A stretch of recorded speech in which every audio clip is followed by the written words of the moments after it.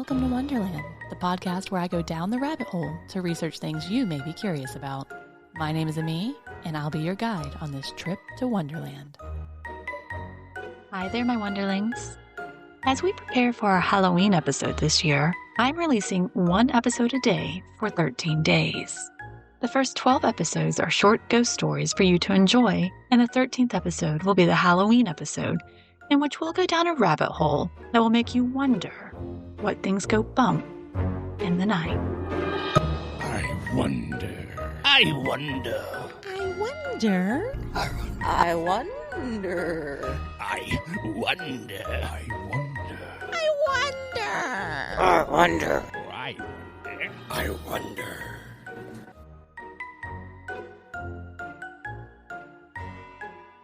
Edgar Allan Poe is one of the most renowned voices of the scary and the macabre.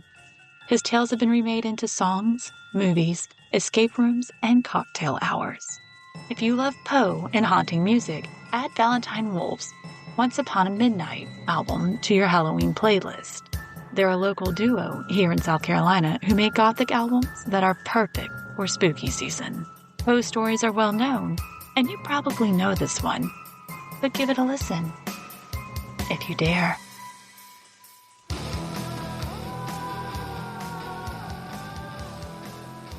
The Telltale Heart by Edgar Allan Poe. True. Nervous. Very, very dreadfully nervous I had been, and am. But why will you say that I am mad? The disease had sharpened my senses, not destroyed, not dulled them. Above all was the sense of hearing acute. I heard all things in the heaven and in the earth. I heard many things in hell. How then am I mad? Hearken and observe how healthily, how calmly I can tell you the whole story. It is impossible to say how first the idea entered my brain, but once convinced, it haunted me day and night. Object there was none. Passion there was none. I loved the old man. He had never wronged me. He had never given me insult. For his gold I had no desire. I think it was his eye. Yes, it was this. One of his eyes resembled that of a vulture, a pale blue eye with a film over it. Whenever it fell upon me, my blood ran cold. And so by degrees, very gradually, I made up my mind to take the life of the old man, and thus rid myself of the eye forever. Now, this is the point. You fancy me mad. Madmen know nothing. But you should have seen me. You should have seen how wisely I proceeded, with what caution, with what foresight, with what dissimulation I went to work. I was never kinder to the old man than during the whole week before I killed him. And every night, about midnight, I turned the latch of his door and opened it. Oh, so gently. And then, when I had made an opening sufficient for my head, I put in a dark lantern, all closed so that no light shone out, and then thrust my head in. Oh, you would have laughed to see how cunningly I thrust it in. I moved it slowly, very, very slowly, so that I might not disturb the old man's sleep. It took me an hour to place my whole head within the opening, so far that I could see him as he lay upon his bed. Ha! Would a madman have been so wise as to do this? And when my head was well within the room, I undid the lantern, cautiously, oh, so cautiously, for the hinges creaked. I undid it just so much that a single, thin ray fell upon the vulture eye. And I did this for 7 long nights. Every night, just at midnight. But I found the eye always closed. And so it was impossible to do the work, for it was not the old man who vexed me, but his evil eye. And every morning, when the day broke, I went boldly into the chamber and spoke courageously to him, calling him by name in a hearty tone and inquiring how he had passed the night. So, you see, he would have been a very profound old man indeed to suspect that every night, just at 12, I looked upon him while he slept. Upon the 8th night, I was more than unusually cautious in opening the door. A watch's minute hand moves more quickly than mine did. Never before that night had I felt the extent of my own powers, of my sagacity. I could scarcely contain my feelings of triumph. To think that there I was, opening the door, little by little, and he was not even to dream of my secret deeds or thoughts. I fairly chuckled at the idea, and perhaps he had heard me, for he moved on the bed suddenly, as if startled. Now you may think that I drew back, but no. His room was as black as pitch in the thick darkness, for the shutters were close fastened, through fear of robbers. So I knew that he could not see the opening of the door, and I kept pushing in, steadily, steadily. I had my head in and was about to open the lantern when my thumb slipped open the tin fastening, and the old man sprang up in bed, crying out, "Who's there?" I kept quite still and said nothing. For a whole hour, I did not move a muscle, and in the meantime, I did not hear him lie down.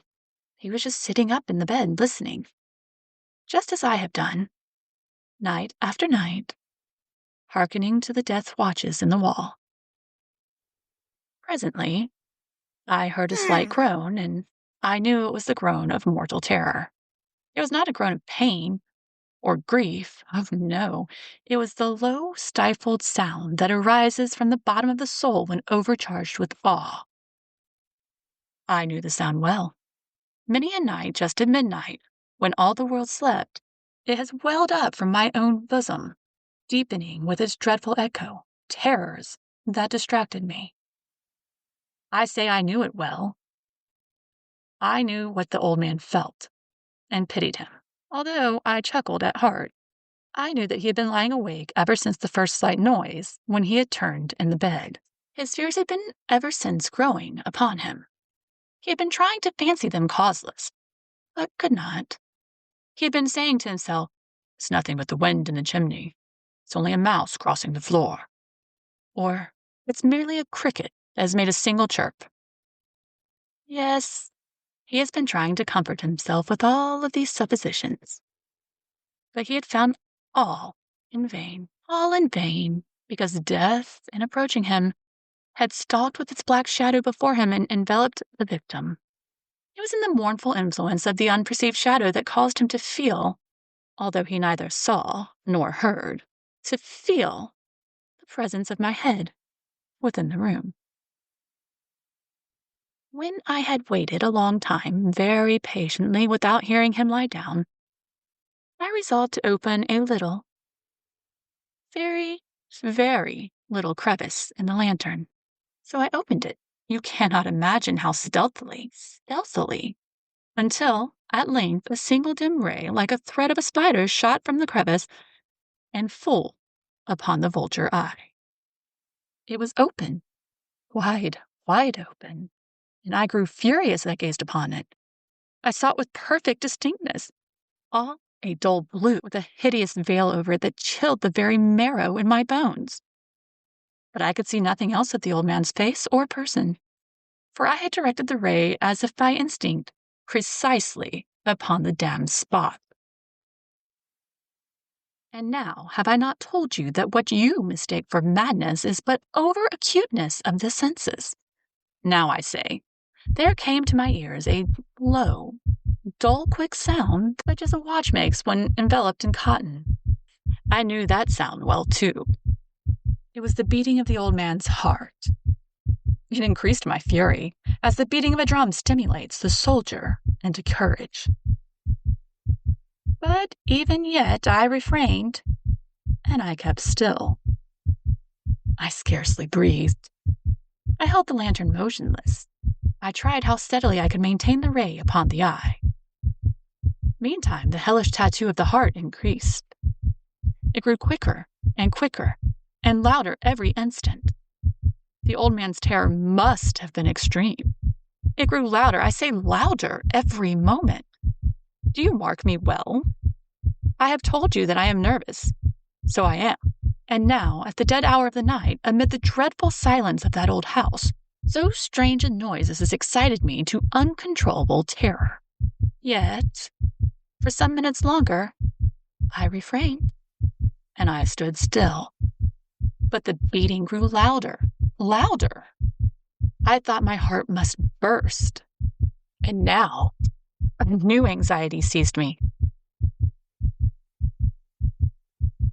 The sound would be heard by the neighbor. The old man's hour had come. With a loud yell, I threw open the lantern and leaped in the room. He shrieked once. Only once. In an instant, I dragged him to the floor and pulled the heavy bed over him. I then smiled gaily to find the deed so far done. But for many minutes the heart beat on with a muffled sound. This, however, did not vex me. It could not be heard through the wall. At length, it ceased. The old man was dead. I removed the bed and examined the corpse. Yes, he was stone dead. I placed my hand upon the heart and held it there many minutes. There was no pulsation. He was stone dead. His eye would trouble me no more. If still you think me mad, you will think so no longer when I describe the wise precautions I took for the concealment of the body. The night waned, and I worked hastily, but in silence. First of all, I dismembered the corpse. I cut off the head and the arms and the legs. I then took up 3 planks of the flooring of the chamber and deposited all between the scanplanks. I then replaced the boards so cleverly, so cunningly, that no human eye, not even his, would have detected anything wrong. There was nothing to wash out, no stain of any kind, no blood spot whatever. I had been too wary for all of that. A tub had caught it all. When I had made the end of these labors, it was 4 o'clock, still dark as midnight, and the bell sounded for the hour, and there came a knocking at the street door.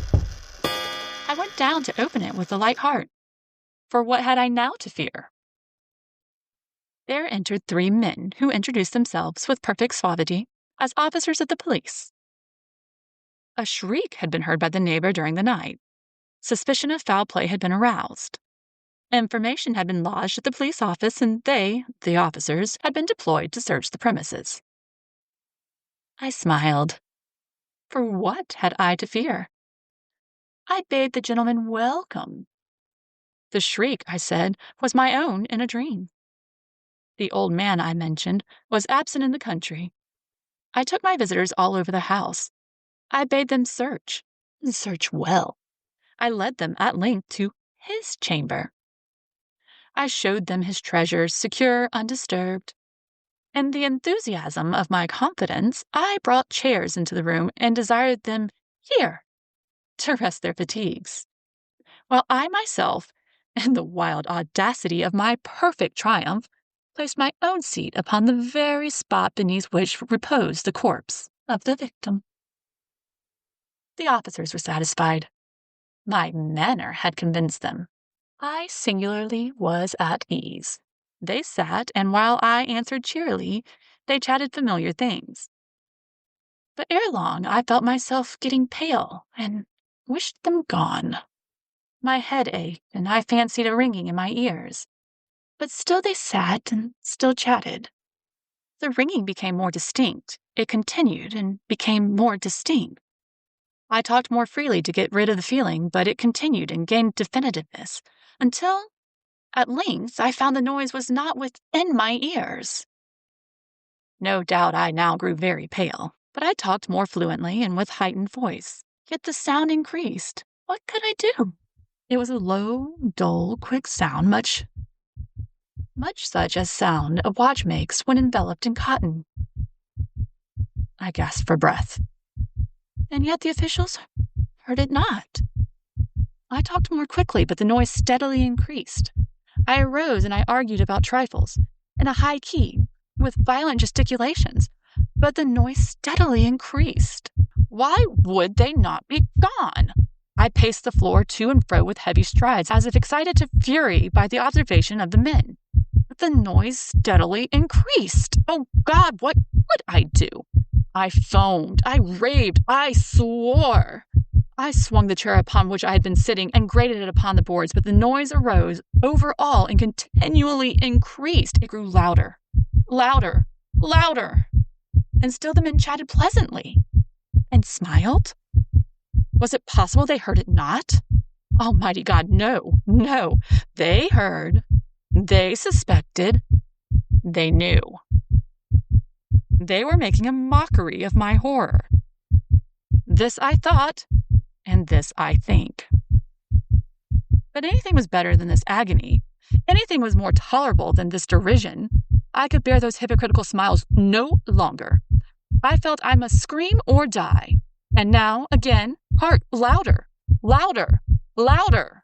Villains! I shrieked, dissemble no more. I admit the deed. Tear up the planks. Here, here. It is the beating of his hideous heart.